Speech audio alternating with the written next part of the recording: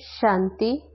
आज 9 मई 2025 बाप दादा के मधुर महावाक्य। बाबा कहते, मीठे बच्चे, तुम्हें नशा रहना चाहिए कि जिस शिव की सभी पूजा करते हैं वह अभी हमारा बाप बना है। हम उनके सन्मुख बैठे हैं। प्रश्न है, मनुष्य भगवान से क्षमा क्यों मांगते हैं? क्या उन्हें क्षमा मिलती है?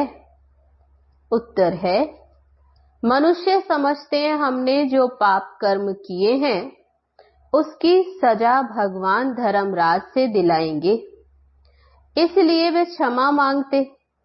लेकिन उन्हें अपने कर्मों की सजा कर्म भोग के रूप में भोगनी ही पड़ती है। भगवान उन्हें कोई दवाई नहीं देता, गर्भ जेल में भी सजाएं भोगनी है।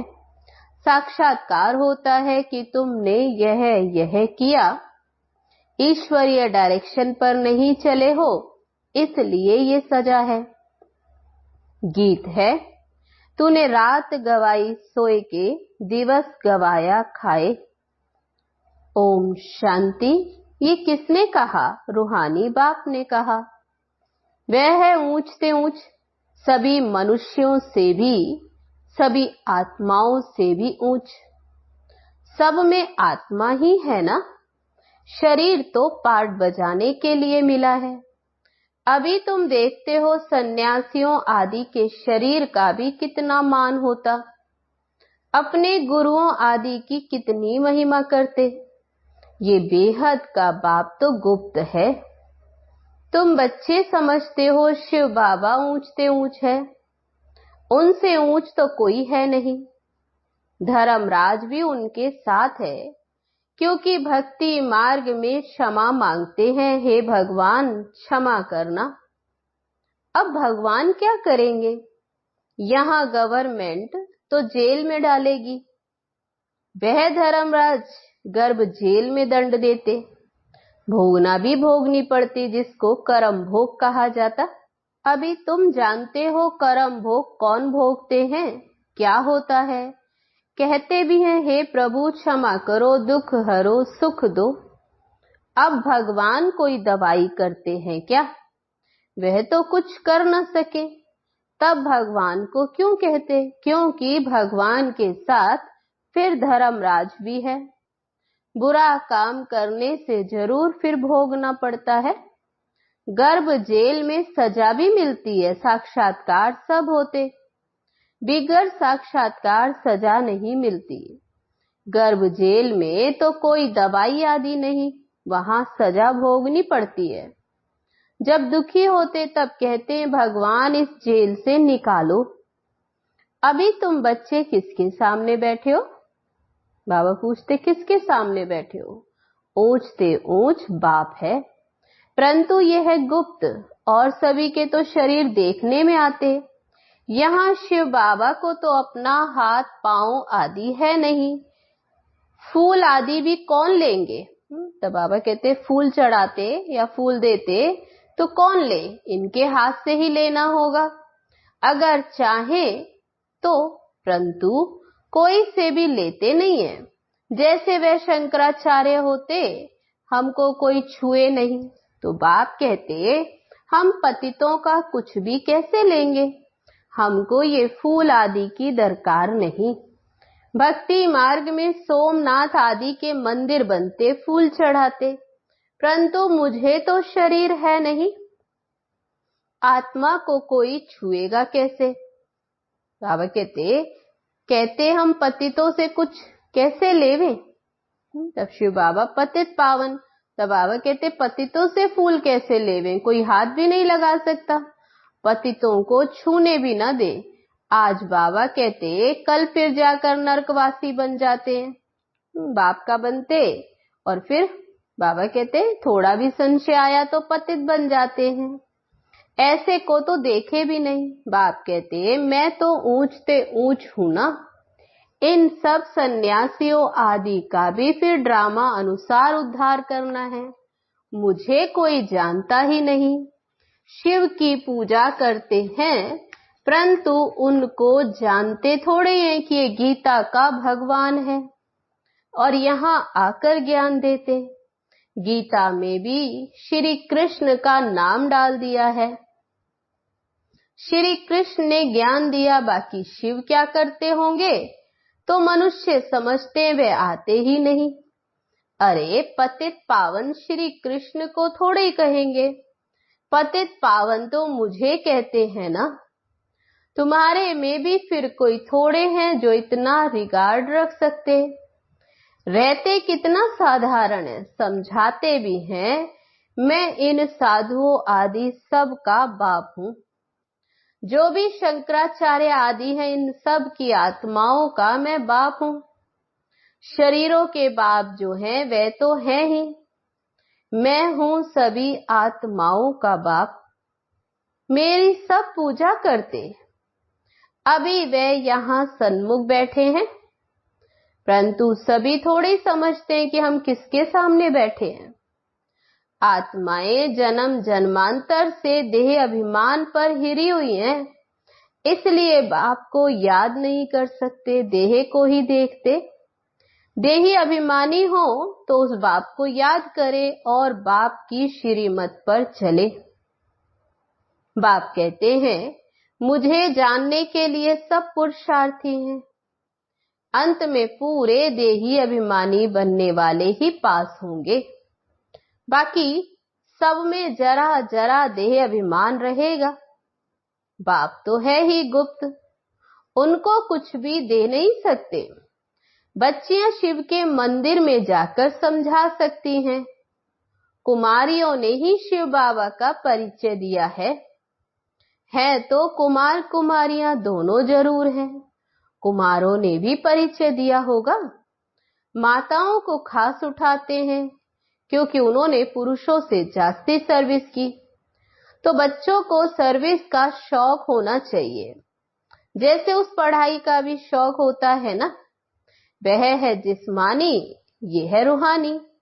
जिस्मानी पढ़ाई पढ़ेंगे, ये ड्रिल आदि सीखेंगे, मिलेगा कुछ भी नहीं।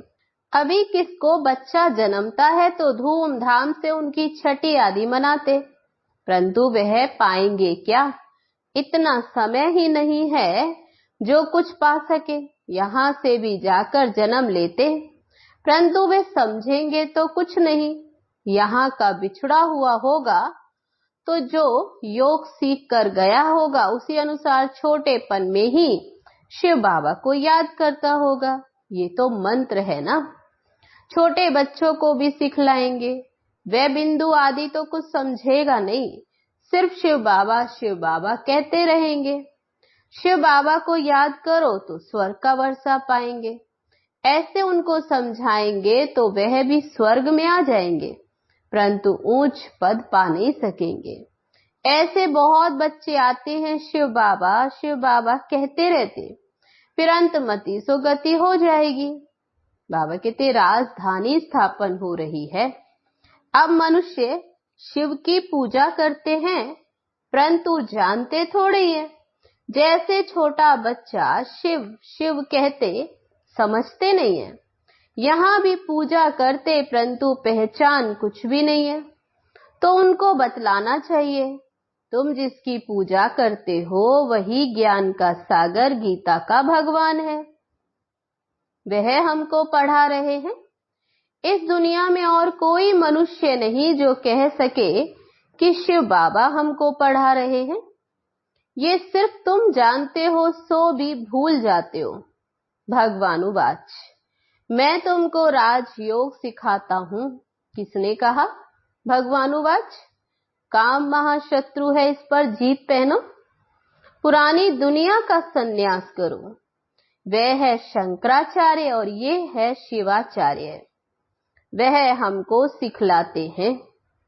श्री कृष्ण आचार्य नहीं कह सकते, वह तो छोटा बच्चा है। सत्युग में ज्ञान की दरकार ही नहीं रहती। जहां जहां शिव के मंदिर हैं वहां तुम बच्चे बहुत अच्छी सेवा कर सकते हो। शिव के मंदिरों में जाओ, माताओं का जाना अच्छा है। कन्याएं जाएं तो उससे भी अच्छा। अभी तो हमको बाबा से राज्य भाग्य लेना है। बाप हमको पढ़ाते हैं, फिर हम महाराजा महारानी बनेंगे। ऊंचते ऊंच बाप ही है। ऐसी शिक्षा कोई मनुष्य तो दे न सके। ये है ही कलयुग। सतयुग में था इनका राज्य, फिर ये राजा रानी कैसे बने? किसने राजयोग सिखलाया जो सतयुग के मालिक बने? जिसकी तुम पूजा करते वह हमको पढ़ाकर सतयुग का मालिक बनाते हैं। ब्रह्मा द्वारा स्थापना, विष्णु द्वारा पालना, पतित प्रवृत्ति मार्ग वालों की पावन प्रवृत्ति मार्ग। तो बाबा कहते जो पतित प्रवृत्ति मार्ग वाले वही फिर पावन प्रवृत्ति मार्ग में जाते। कहते भी हैं बाबा हम पतितों को आकर पावन बनाओ, पावन बनाकर ये देवता बनाओ। वह है प्रवृत्ति मार्ग। निवृत्ति मार्ग वालों का गुरु बनना ही नहीं है। बाबा कहते जो पवित्र बनते उनके गुरु बन सकते हैं। ऐसे बहुत कंपेनियन भी होते, विकार के लिए शादी नहीं करते, तो तुम बच्चे ऐसी ऐसी सर्विस कर सकते हो। अंदर में शौक होना चाहिए। हम बाबा के सपूत बच्चे बन क्यों ना जाकर सर्विस करेंगे? पुरानी दुनिया का विनाश सामने खड़ा है। अब शिव बाबा कहते हैं श्री कृष्ण तो हो न सके, वह तो एक ही बार सतयुग में होगा। दूसरे जन्म में वही फीचर्स, वही नाम थोड़े ही होगा। 84 जन्म में 84 फीचर्स। श्री कृष्ण तो ये ज्ञान किसको सिखला न सके। वह श्री कृष्ण कैसे यहाँ आएंगे? अभी तुम इन बातों को समझते हो। आधा कल्प अच्छे जन्म होते, फिर रावण राज्य में शुरू होता। तो बाबा कहते अभी तुम जानते आधा कल्प सतयुग त्रेता अच्छा जन्म, फिर रावण राज्य शुरू होता। मनुष्य हूबहू जैसे फिर जानवर मिसल बन जाते। एक दो आपस में लड़ते झगड़ते रहते, तो रावण का जन्म हुआ ना। बाकी 84 लाख जन्म तो नहीं है। इतनी वैरायटी है, जन्म थोड़े इतने लेते। तो ये बाप बैठ अभी समझाते हैं। वह है ऊंचते ऊंच भगवान, वह पढ़ाते हैं। नेक्स्ट में फिर ये भी तो है ना, तो ब्रह्मा बाप भी। तो बाबा कहते नहीं पढ़ेंगे तो किसके पास जाकर फिर दास दासियां बनेंगे? क्या शिव बाबा के पास दास दासी बनेंगे? बाप तो समझाते हैं पढ़ते नहीं हैं तो जाकर सतयुग में दास दासियां बनेंगे। जो कुछ भी सर्विस नहीं करते, खाया पिया और सोया, तो वे क्या बनेंगे? बुद्धि में आता है ना, क्या बनेंगे? हम तो राजा महाराजा बनेंगे, हमारे सामने भी नहीं आएंगे फिर। तो बाबा कहते खुद भी समझते हैं ऐसे हम बनेंगे, परंतु फिर भी शर्म कहाँ है? वे अपनी उन्नति कर कुछ पा ले, वे समझते ही नहीं।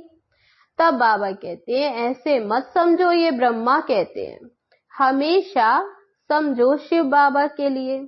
हमें श्रीमत कौन देते? शिव बाबा देते हैं। शिव बाबा का तो रिगार्ड रखना है ना, उनके साथ फिर धर्मराज भी है, नहीं तो धर्मराज के डंडे भी बहुत खाएंगे। कुमारियों को तो बहुत होशियार होना चाहिए। ऐसे थोड़े यहाँ सुना बाहर गए तो खलास। भक्ति मार्ग की कितनी सामग्री है। अब बाप कहते ये विष छोड़ो, स्वर्गवासी बनो। ऐसे ऐसे स्लोगन बनाओ, बहादुर शेरनियां बनो। बेहद का बाप मिला है, फिर क्या परवाह। गवर्नमेंट धर्म को ही नहीं मानती तो फिर वह मनुष्य से देवता बनने कैसे आएंगे? वह कहते हम कोई भी धर्म को नहीं मानते, सबको हम एक समझते, फिर लड़ते झगड़ते क्यों है?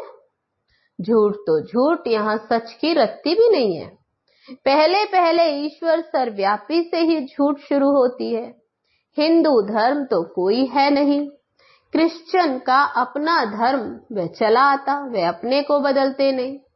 ये एक ही धर्म है जो अपने धर्म को बदल हिंदू कह देते, और फिर नाम कैसे कैसे रखते, श्री श्री फलाने। अभी श्री अर्थात श्रेष्ठ, श्रेष्ठ है कहाँ?